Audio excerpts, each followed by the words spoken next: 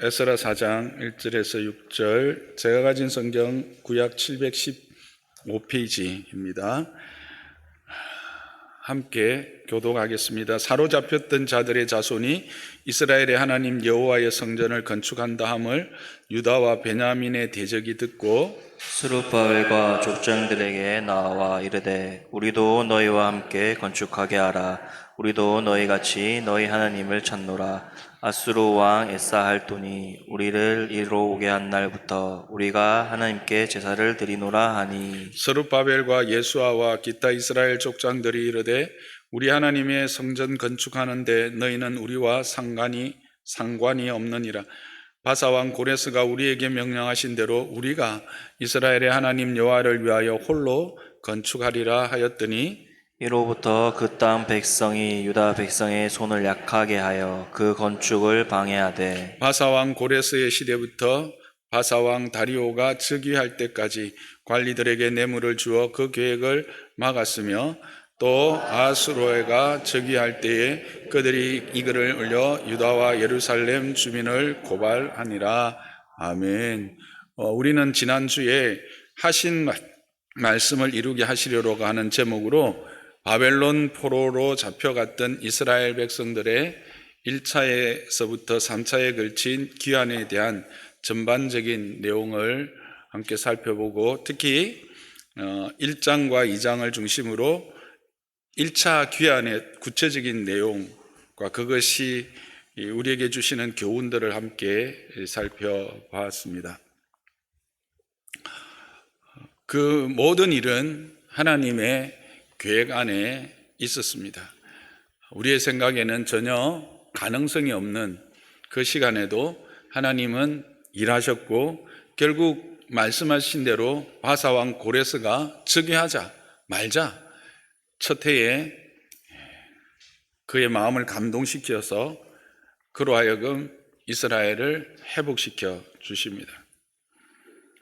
그리고 그들은 그 돌아온 그 목적에 따라 이제 성전을 지어가는 그 과정이 오늘 3장부터 진행이 되어집니다.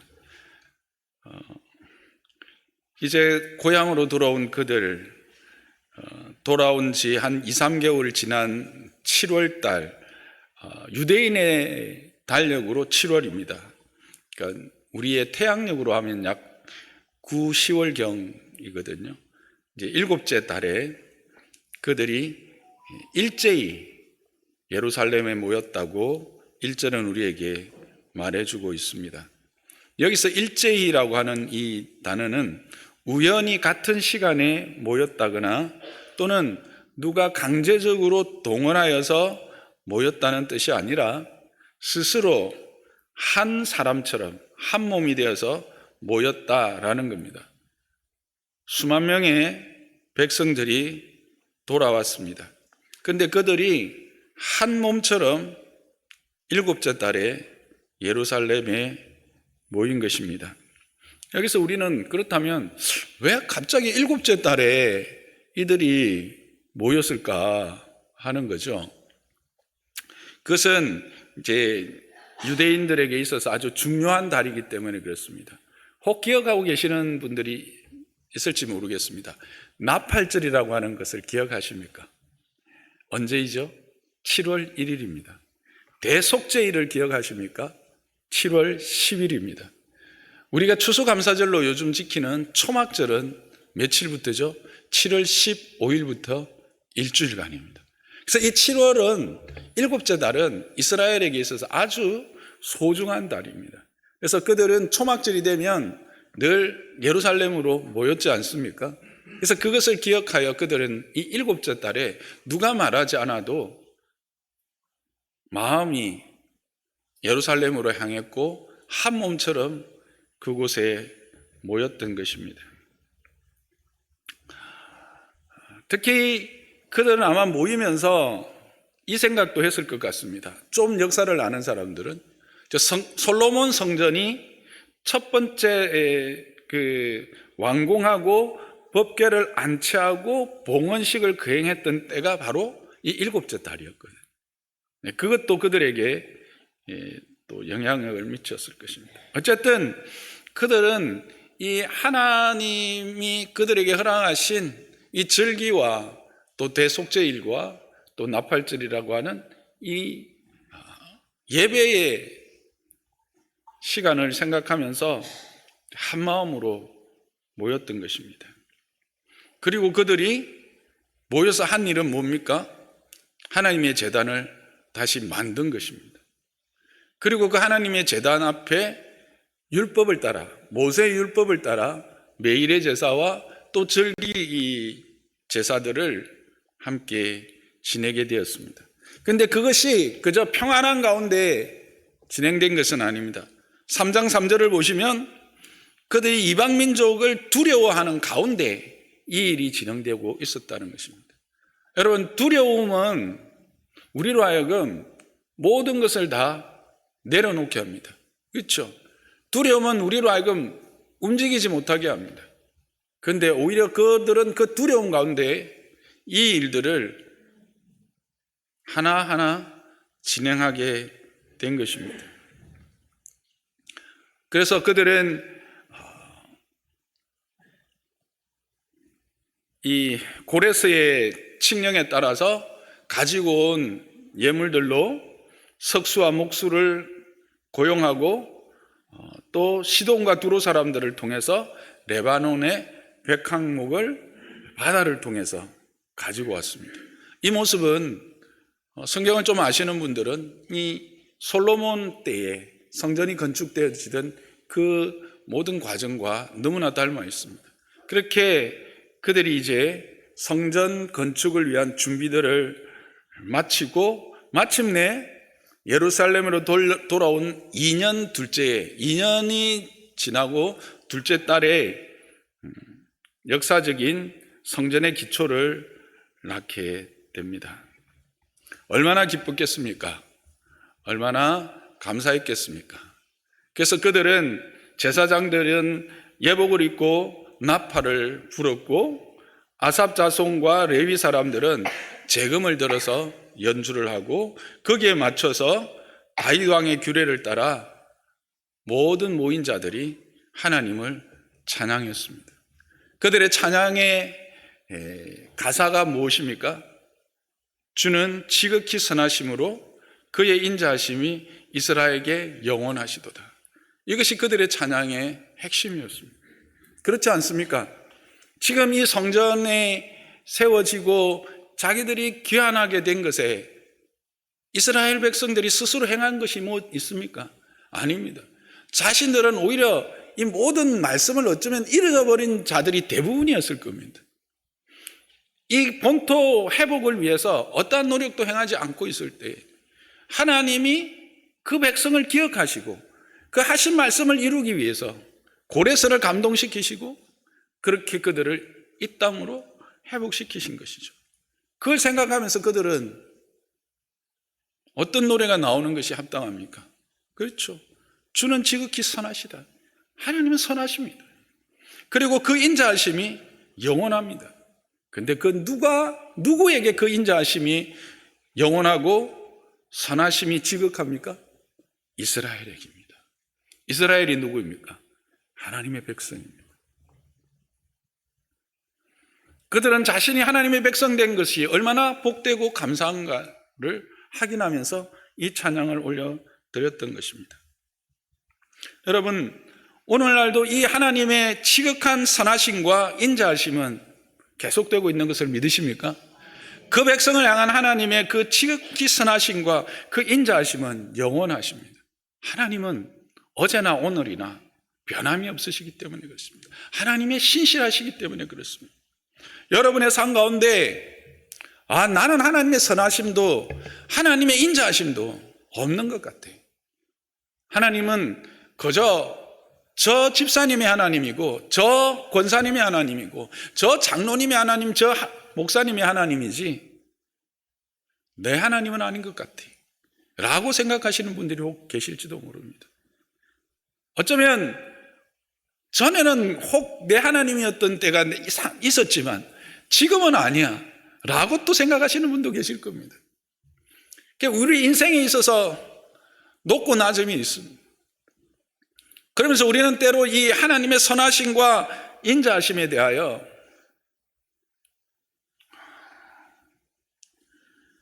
확실하게 고백하지 못하고 느끼지 못하고 오히려 그것 때문에 더 힘들어지는 분들도 계실 것입니다. 그러나 하나님의 시간으로, 그 영원이라고 하는 하나님의 시간 안에서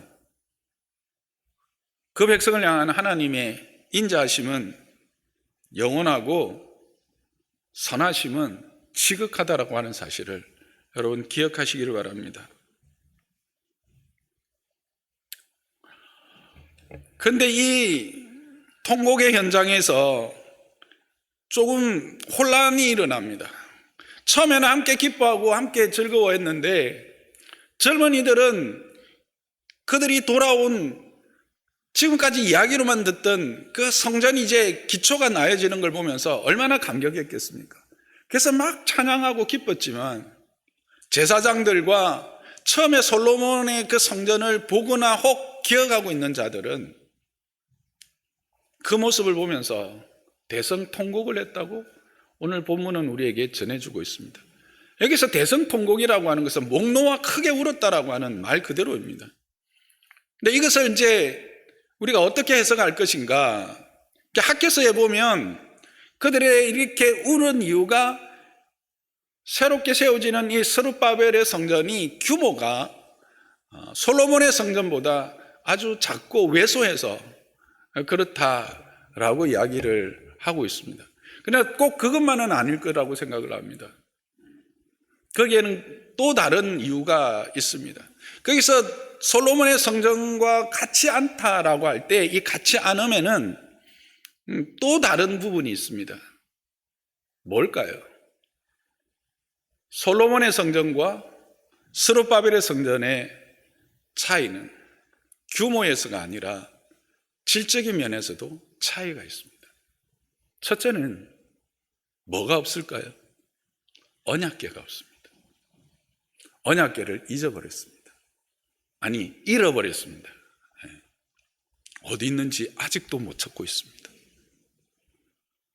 그건 아마 영원한 언약 되시는 예수 그리스도로 말미암아 우리에게 허락되었기 때문에 더 이상 필요가 없어서 없어졌다고 하는 게 우리 개혁주의 신학자들의 대체적인 의견인데, 어쨌든 거기에는 언약궤가 없었습니다.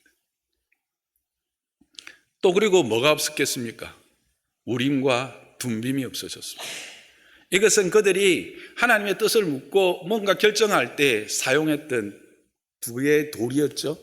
그게 사라진 겁니다. 그러니까 솔로몬의 성전과 스룹바벨의 성전은 단지 어떤 규모 면에서가 아니라 질적인 면에서도 그런 허술함들이 있었기 때문에 그들이 너무 슬퍼하지 않았을까 생각합니다.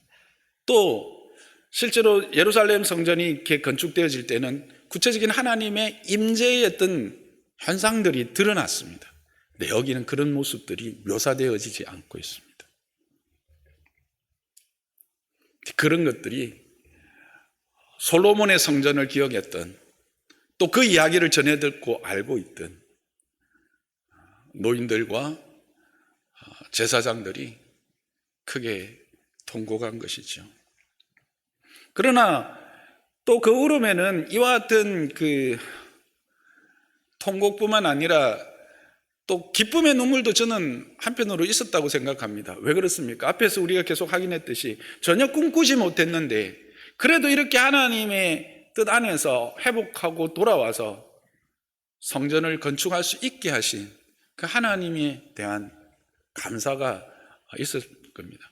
그리고 그것을 잃어버렸던 그 영광을, 그 솔로몬 성전의 영광을 잃어버렸 것에 대한 회한, 그 조상들의 불신앙에 대한 회개, 이런 것들이 함께 그 울음에 섞여 있었죠. 그래서 본문은 멀리서 들으니까 이게 기쁨의 소리인지 슬픔의 소리인지 분간이 못하더라 라는 이야기로 되고 있습니다. 어쨌든 그 자리는 그와 같은 울음으로 기쁨과 때로는 회항과 때로는 회개와 때로는 감사와 또 상실에 대한 그런 눈물들로 가득 차 있었습니다. 그렇게 이제 기초가 놓아졌다는 소식을 주변의 나라들이 듣게 됩니다. 그 중에서 특히 이제 사마리아 사람들은 또 관심을 두고 그 진행을 지켜보고 있었던 것 같습니다. 그래서 그들이 찾아옵니다. 우리도 하나님을 같이 섬기고 있다. 이 사장의 이야기입니다. 그래서 이 일에 함께 참여하게 해달라고 요청을 합니다.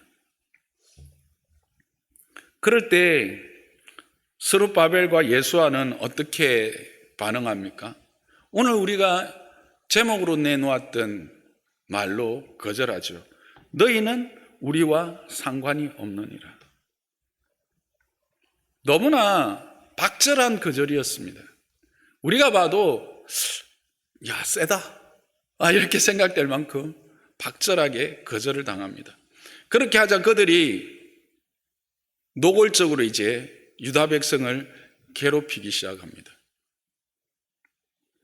4절에 보니까 손을 약하게 했다고 합니다. 이 손을 약하게 했다는 의미를 아시겠죠? 언어적 표현이죠. 백성의 사기를 끊고 낙심하게 만들었다라고 하는 관용적 표현입니다. 그리고 뇌물 공세를 통해서 이 건축이 진행되지 못하도록 방해를 합니다.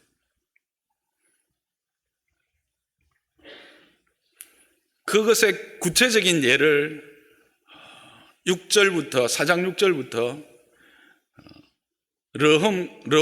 러훔과 심세, 즉 방백 지도자인 러훔과 서기관 심세가 왕에게 올린 아닥사스다 왕에게 올린 상소문을 통해서 우리에게 전해주고 있습니다. 그 내용은 이런 거죠. 아닥사스다 왕이요, 이 성읍이 재건되면 어떤 일이 일어날 줄 아십니까? 결국엔 이들은 자기들이 성읍을 완성하고 난 이후에는 세금과 조공을 바치지 않을 것입니다. 이들은 원래 큰 나라였습니다. 그리고 이들은 반역하는 나라입니다. 그러니까 이 일이 진척되지 못하도록 막아주십시오. 그렇게 조서를 올리죠. 실제로 아닥사스다가 기록을 찾아봤더니 정말 이 예루살렘에 있던 왕들이 힘이 있을 때 주변 나라로부터 조공을 받던 큰 나라였고, 이들은 그 여호와의 사상이라고 하는 여호와 신을 섬기는 아주 독특한 민족이었고 강한 민족이었다는 사실을 알게 되죠. 그래서 즉시 조서를 내립니다. 공사를 그치게 하고 다시 조서가 내리기까지 성전 건축을 하지 말라, 그렇게 내려옵니다. 그래서 성전 건축이 멈추어져 버리죠. 언제까지요? 다리오 왕 2년까지, 즉 16년간 성전이 멈추어지는 그 일들이 발생하게 됩니다. 여기까지가 3장과 4장의 내용입니다. 이 말씀을 읽으면서 저는 두 가지 질문을 가지고 여러분과 함께 주시는 은혜들을 좀 나누고 싶습니다. 첫 번째 질문은 이겁니다. 3장 3절을 보면 앞에서 잠깐 다루었지만 무리가 모든 나라 백성을 두려워하였다라고 했습니다. 그런 두려움 가운데 어떻게 그들은 온전히 한 마음, 일제히 몸이 하나인 것처럼 움직이고 재단을 쌓고, 한 번 쌓은 게 아니라 계속해서 재단을 쌓고 끝에는 성전 건축의 초대까지 놓을 수 있었을까 하는 거예요.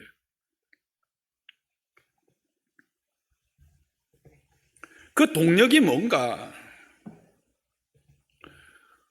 첫째는 이들이 내가 왜 여기 왔는가 하는 자의식, 그것이 분명했다라는 겁니다.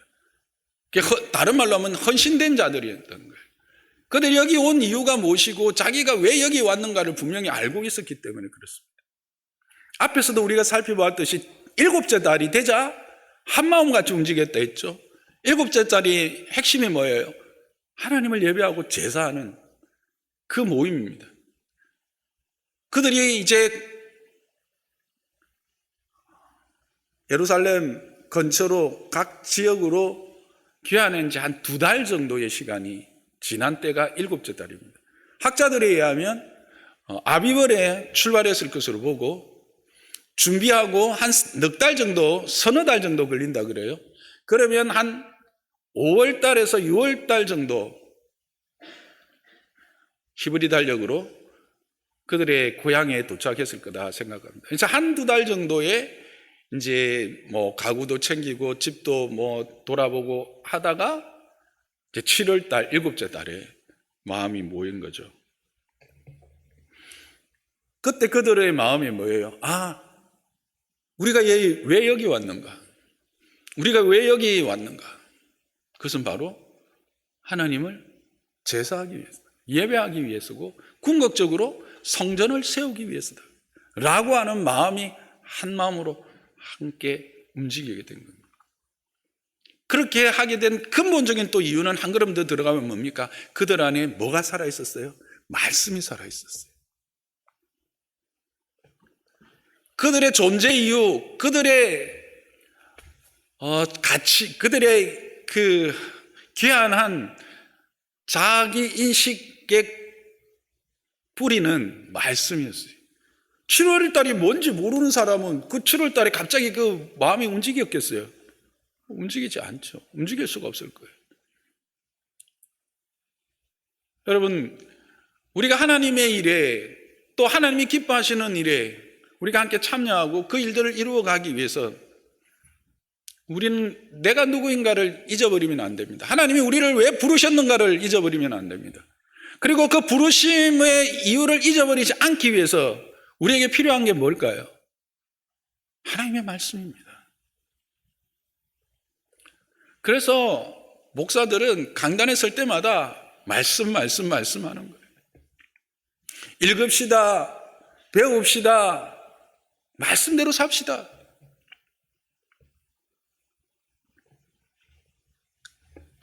저와 여러분이 늘 잊지 않기를 바랍니다.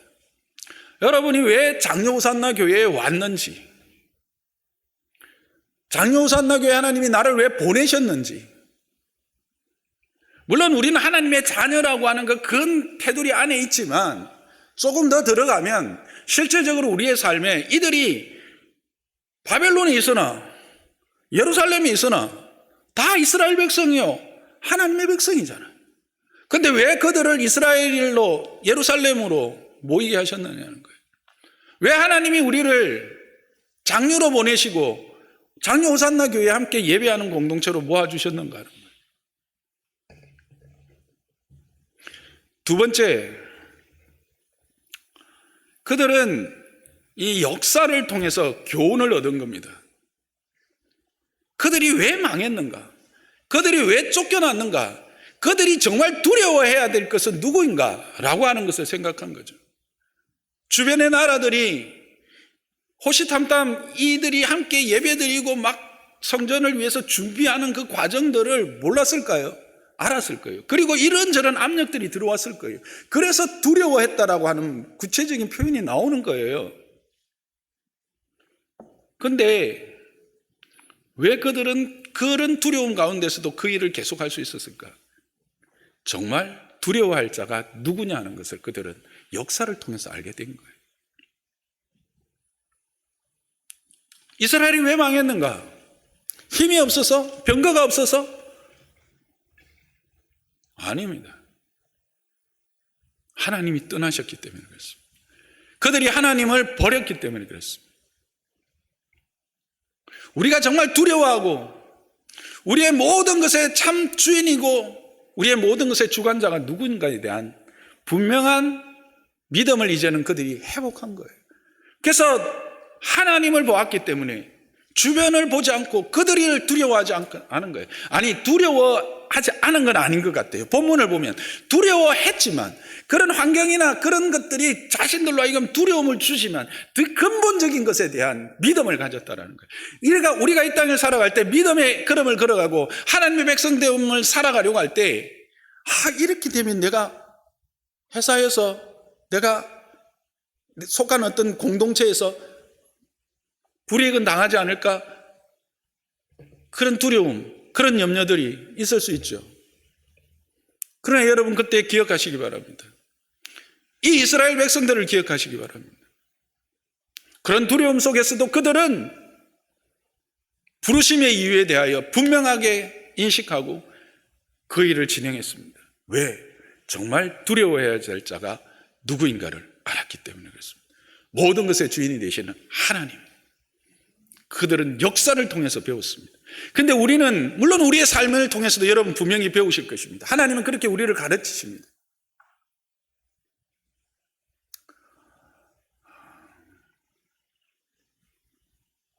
시간이 없어서 어제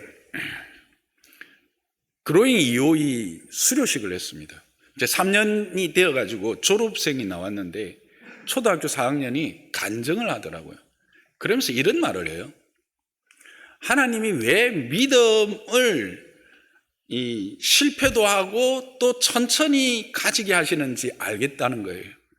믿음을 바로 가지면 이게 귀한 줄도 모르고 믿음이 온전해지지 않게 하기 때문에 때로는 어려움도 당하고 여러 가지 힘든 일을 당하면서 믿음을 자라게 하시는 것을 깨달았대요. 초등학교 4학년이.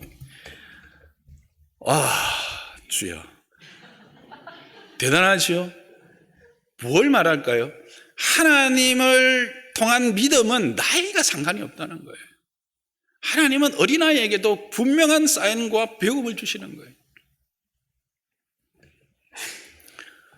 역사에서 교훈을 얻지 못하고 자신의 삶에서 하나님의 일하심에 대해서 교훈을 얻지 못하면 죄송하지만 답이 없는 인생이 됩니다. 여러분은 답이 있는 인생인 것을 기억하시기 바랍니다. 하나님이 답이에요. 그러니까 우리가 뭘 두려워할 것인가의 근본적인 두려움에 대한 그 인식이 분명히 있어야 돼요. 세 번째는 솔선수범입니다. 누구? 리더십의 솔선수범입니다.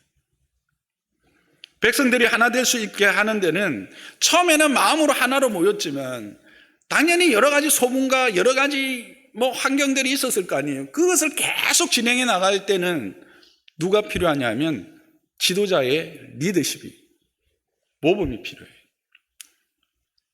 본문은 스룹바벨과 예수아라고 하는 정치적 지도자 스룹바벨 총독이었잖아요. 예수아 대제사장이잖아요. 이 두 사람의 아름다운 섬김. 3장 2절에 보면 스룹바벨 처음부터 읽으면 요사닥의 아들 예수아와 그의 형제 제사장들과 스알디엘의 아들 스룹바벨과 그의 형제들이 다 일어나. 뭐예요? 이거는 리더 그룹을 말하는 거예요. 단지 스룹바벨과 예수아뿐만 아니라 제사장 그룹과 정치 지도자 그룹들이 다 일어났다라는 거예요. 리더십들이 함께 움직였어요. 그럴 때 두려움 속에서도 이 일들이 진행되어진 겁니다.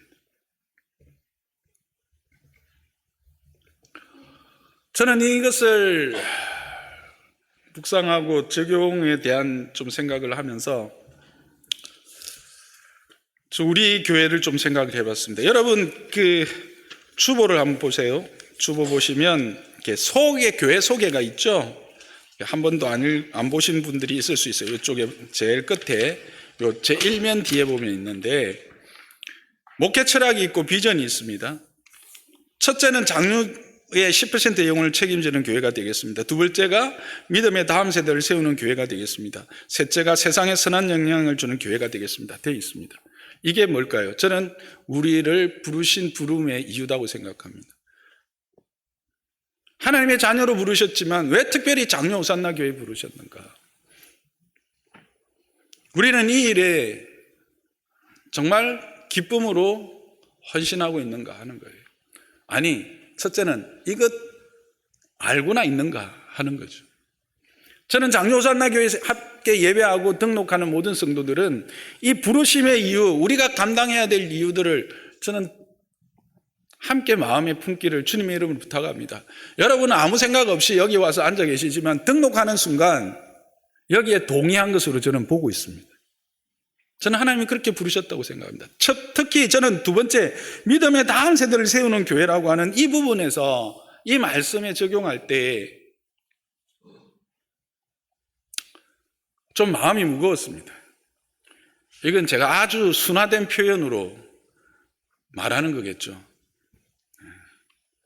직설적으로 말하면 여러분이 상상하는 그 단어를 저는 썼을 것입니다. 왜 그렇게 했냐면 여러분들이 이게 이제 통계를 여러분들은 그냥 보시겠지만 출석이라고 하는 통계를 보시면 유치부가 한 30명 내외가 되고 초등부는 한 50명 내외가 되고 청소년부도 한 50명 내외가 됩니다. 다른 교회에 비하면 참으로 대단한 숫자이긴 맞습니다. 작년 성도에 비해서 이 정도의 그 교육부서가 운영되고 있는 교회가 많지 않습니다. 근데 저는 언제를 본 겁니까? 솔로몬의 성전의 그 복된 때를 본 자입니다. 유치부가요 50명이 넘었어요. 초등부가요 100명이 넘었던 때가 있었습니다. 작년의 숫자가 줄었을까요? 작년의 숫자는 늘었어요. 뭘 이야기를 할까? 좀 생각해 봤어요. 첫째는 우리 부모님들이 어쩌면 자녀들의 신앙에 대하여 그렇게 예전처럼 좀 그런 마음이 없다, 이런 어떤 갈급함이 없다라는 거죠. 애가 교회 가면 교회 가고 조금 안 가고 싶어 하면 그래 그냥 뭐 바쁜데 학원도 있는데.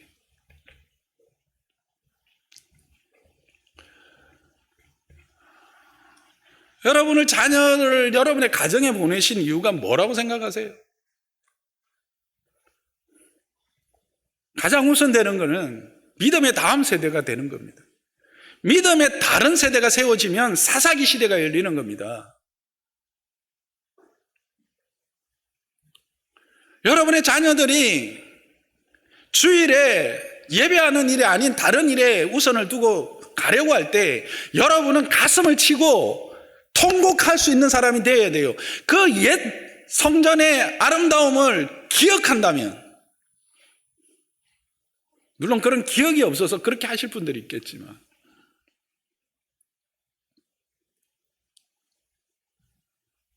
저는 장로산나교회 성도들이 다 내게 주신 자녀들이 정말 하나님의 그 아름다운 성전으로 지어져 가지 못하는 것 때문에 통곡하는 자들이 되기를 주님의 이름으로 부탁합니다.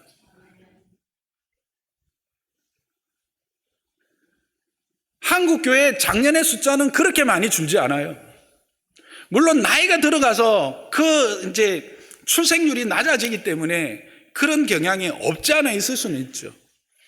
그러나 그럼에도 가만히 살펴보면 옛날에 우리의 부모님들이 또는 우리 세대가, 저는 우리의 부모님들을 언급하기에는 나이가 좀 너무 든 것 같아요. 우리 세대가 우리의 자녀들에게 신앙을 요구할 때에 그때의 그것보다는 너무나 느슨해지고 너무나 이 긴장감이 없는 것 같아요. 근데 세상은 더 악해졌고 더 믿음을 지키기에는 힘들어진 세대가 되지 않았습니까?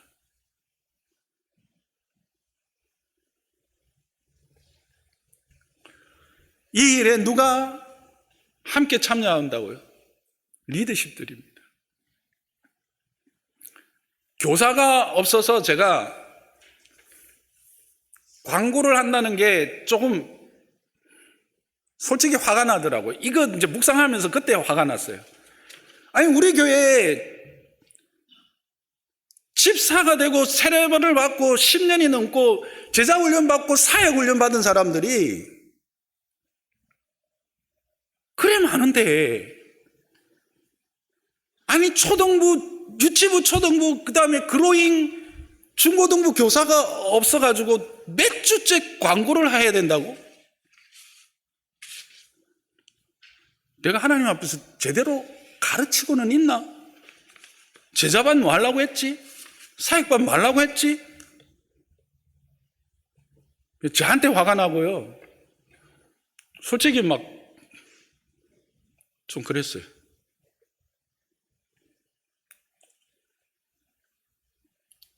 여러분, 우리는 다음 세대에 대하여 말은 많이 합니다.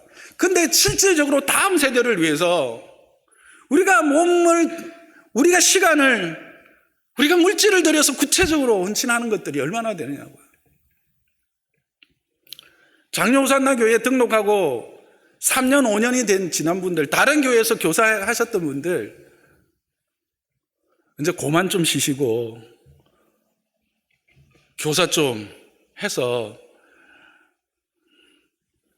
우리 목사님이 다음에 하시죠. 하는 일이 있기를 주님의 이름으로 부탁드립니다. 역시 이건 대답이 없군요. 청소년부 같은 경우에는요, 지금 교사들의 연령이 50대를 다 넘었대요. 아이들이 지금 10대인데, 죄송합니다. 그나마 그렇게 헌신해 주니까 얼마나 감사한지 몰라요. 근데 본인들이 그런 이야기를 해요. 교사들이, 우리가 너무 아이들하고 세대 차이가 난다. 조금 30대, 40대 조금 젊고 같이 가슴 뛰는 그런 교사들이 좀 왔으면 좋겠다.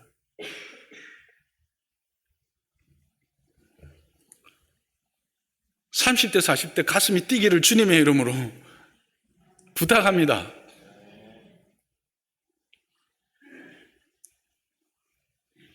그래서 정말 우리 교회가 이 받은 비전과 사명을 함께 이루어내는 그런 복된 교회 되기를 주님의 이름으로 부탁하고 축복합니다. 그 다음 한 질문은요, 4장에서 보면 그들이 사마리아 사람들로부터 많은 어려움을 당하잖아요. 근데 그 이유가 뭐예요? 사마리아 사람들의 그 제안을 거절했기 때문에 아닙니까? 그래서 이걸 생각하면서 이런 질문을 하게 됩니다. 왜 사서 고생하는가 하는 거죠. 사마리아 사람들의 제안을 거절함으로 이 편협함의 함정에 빠져서 스스로 어려움을 자초하는 것은 아닌가? 이게 바른 영적인 선택이라 할 수 있는가? 그것 때문에 16년이라고 하는 시간을 허비하였는데 라는 질문을 하게 됩니다. 여러분, 그런 질문이 안 생기시던가요? 우리가 신앙생활을 할 때 그런 이야기를 합니다. 아니, 이 합신이라는 교단은 왜 그렇게 속이 좁아 빠져가지고 그 뭔가 이렇게 진리에 대해서 너무 협의적으로 그렇게 좀 융통성이 없어.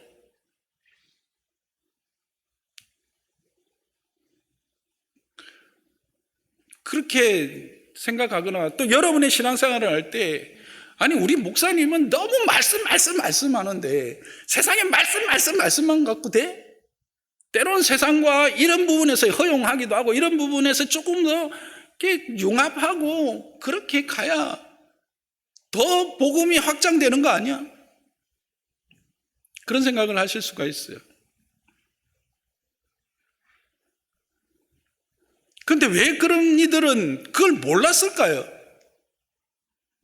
알았죠. 분명히 알았을 것입니다. 그럼에도 불구하고 왜 그들은 너희는 우리와 상관이 없느니라 이렇게 말했을까요? 그것은 혼합주의 신앙이 가지고 있는 그 아주 패역한 그 혼합주의 신앙이 가지고 있는 그 힘이라고 해야 될까요? 그 패라고 할까요? 그것이 너무나 크기 때문에 그렇습니다. 지금 제가 이 물이 있어요. 물을 이렇게 마실 수 있는 물입니다. 그래서 마셔요. 근데 여기에 오물을 한 스푼만 갖다 부으면 어떻게 될까요? 아니, 한 스푼만이 아니라 그냥 스포이드로 한 방울만 떨어뜨리면 마실 수 있어요, 없어요? 없어요. 이들은 어떤 명백한 차이를 무시한 채 세력의 확장을 선택하지 않은 겁니다. 작고 연약하지만 그 분명한 정체성을 가진 분명한 공동체가 되기로 결정한 것이에요. 눈앞에 있는 진리를 위해서 이 종교 혼합주의와 손잡지 않은 것입니다. 이것은 신앙적 결단이에요. 우리의 믿음을 걸어갈 때 이런 신앙적 결단이 필요할 때가 많습니다. 지금 교회 전체로 보면요, 뭐 WCC도 그렇고요, 복음주의라고 하는 이름으로, 복음주의라서 우리는 그냥 복음주의라고 이렇게 봤지만 실질적으로 복음주의라고 하는 그 큰 테두리 안에 제칠 안식일까지 신앙공초를 동일한 신앙공동체로 인정해주고, 미국 같은 경우에는 이 복음주의의 카테고리 안에 여호와의 증인까지도 허용해주고 있습니다. 물론 우리나라에서는 그게 이제 배격되고 있지만 한국에도 이 제칠 안식교는 어느덧 많은 부분에서 사람들이 그냥 허용해주는 상태로 가고 있어요. 근데 여러분, 분명히 말합니다. 제칠 안식교는 이단입니다. 그들은 예수 그리스도의 신성을 부인하는 자들이에요. 하나님이 있고 예수님은 피조물이고 그 피조물 중에서 가장 위에 있는 최상의 피조물이 예수님이라고. 말이 됩니까, 그게? 하나님의 말씀이다. 1.1핵도 하나님 말씀 아닌 거 없다. 창세기부터 요한계시록까지. 그런데 아니야, 창세기를 봐. 그게 어떻게 실화라고 할 수 있겠어? 설화야, 설화. 그리고 예루살렘 때부터 역사적인 사실의 기록이야.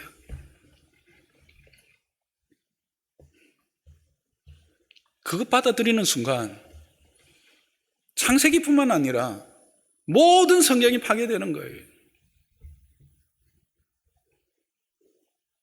우리가 지난주에 간단하게 살펴봤지만 고레스 이름이 왜 갑자기 이사야 44장에 나오냐고요. 그거를 그 사람들은 편집했다고 이사야 편집서를 가지고 나와버리면 이성적으로 따지면 그게 맞는 것 같잖아요.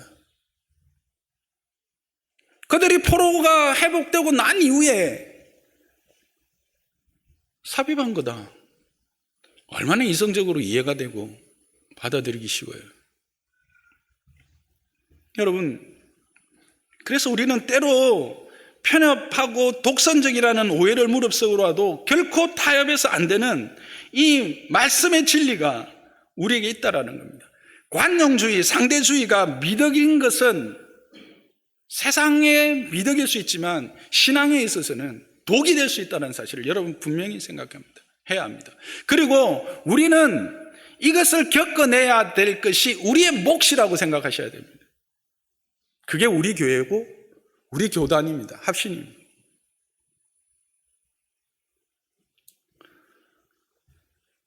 말씀을 정리하겠습니다.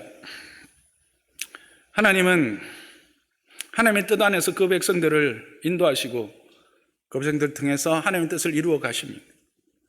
그렇지만 하나님은 홀로 일하시지 않고 그 백성들을 함께 그 일들을 이루어 가십니다. 누구를 통해서 이루어 가십니까? 자의식, 내가 왜 여기에 있는지에 대한 분명한 자의식을 가지고 거기에 헌신하는 자들입니다.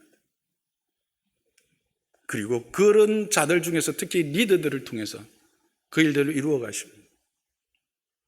또한 우리는 믿음의 걸음을 걸어갈 때 때론 편협하다고 하는 이와 같은 관용도 없고 정말 편협한 자라고 하는 그런 인식을, 또 그런 손가락질을 받을 때도 있습니다. 믿음의 걸음이 그런 겁니다. 거기에 대해서 우리는 분명하게 결단해야 되고 우리가 감당해야 될 몫인 것을 기억하시면서 감당해내는 저와 여러분 장로산나교회 되기를 주님의 이름으로 축복합니다.